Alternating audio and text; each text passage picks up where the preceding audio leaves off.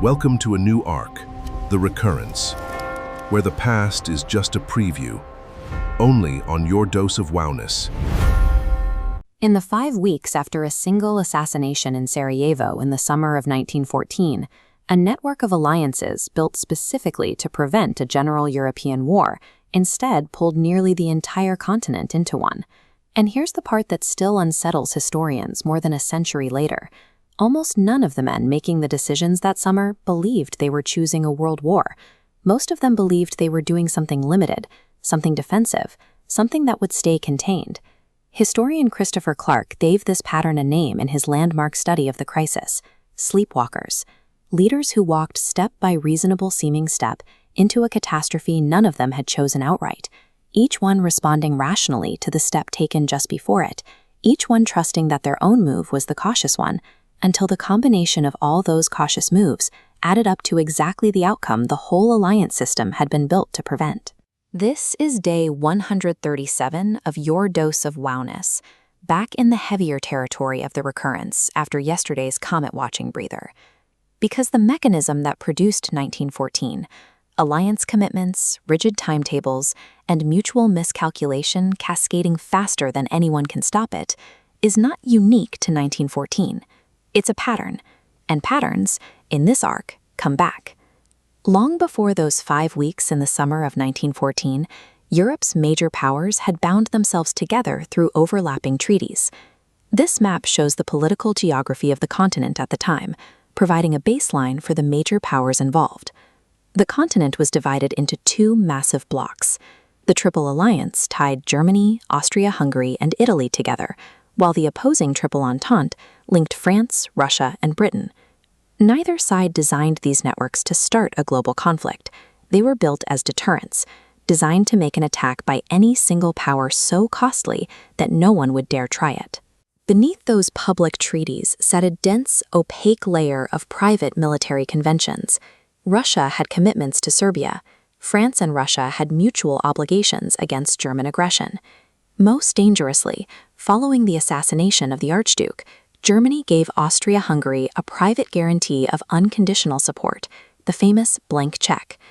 This architecture created a highly fragile environment. Because these commitments were layered and only partially transparent, a localized dispute between Austria-Hungary and Serbia carried the latent potential to activate every major continental army, regardless of what any individual leader actually intended. Austria-Hungarian leaders drafted an ultimatum guaranteeing rejection, seeking pretext for a localized war against Serbia. Despite a conciliatory Serbian reply, Vienna declared war. The conflict instantly triggered cascading alliances. Russia mobilized to protect regional influence, prompting German military leaders to interpret the troop movements as an immediate threat, an act of war. If watching an entire continent talk itself into catastrophe one reasonable decision at a time sounds like your kind of Sunday, hit subscribe. New episode daily. 3 more recurring patterns left in this arc. Within days, Germany declared war on Russia, then France, and invaded neutral Belgium, which brought Britain into the fight. At each step, leaders in Vienna, St. Petersburg, and Berlin were convinced they were taking cautious, defensive actions. They were sleepwalking perfectly into the trap. This image captures the mechanical reality that stripped leaders of choices. Mobilization functioned as a precisely scheduled operation, moving millions by rail. Germany operated under the rigid Schlieffen Plan, dictating a rapid, preemptive strike westward against France before turning toward Russia. By August 1st, Kaiser Wilhelm II realized the scale of the impending disaster. Hoping to keep Britain and France out of the conflict, he asked his military command if they could redirect their entire mobilization east against Russia alone and halt the strike into France. His military chief of staff, Helmuth von Moltke, told him it was impossible. The railway schedules were too massive and too tightly sequenced. Altering them at this stage would cause total logistical chaos, leaving Germany utterly defenseless. The heads of state had lost control.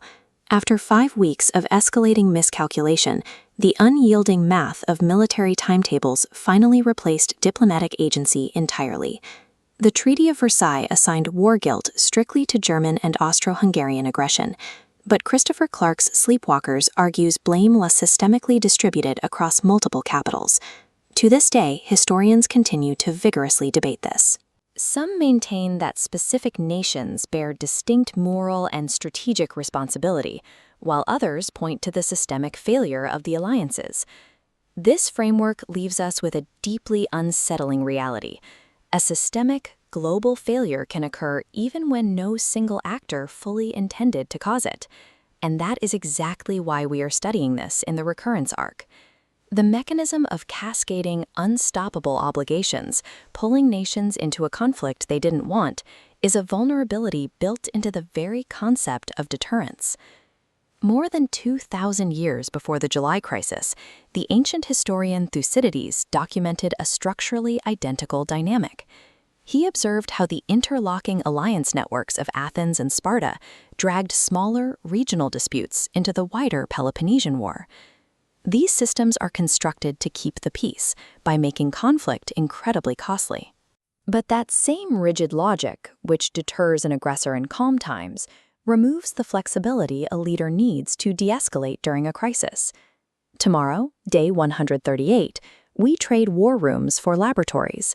The idea they rejected twice follows a scientific idea that was mocked and dismissed by the establishment, twice, before it became one of the most important theories in modern geology. Thank you for sharing this moment of pure wonder. You are the true magic that fuels this journey. Until next time, remember to shine bright.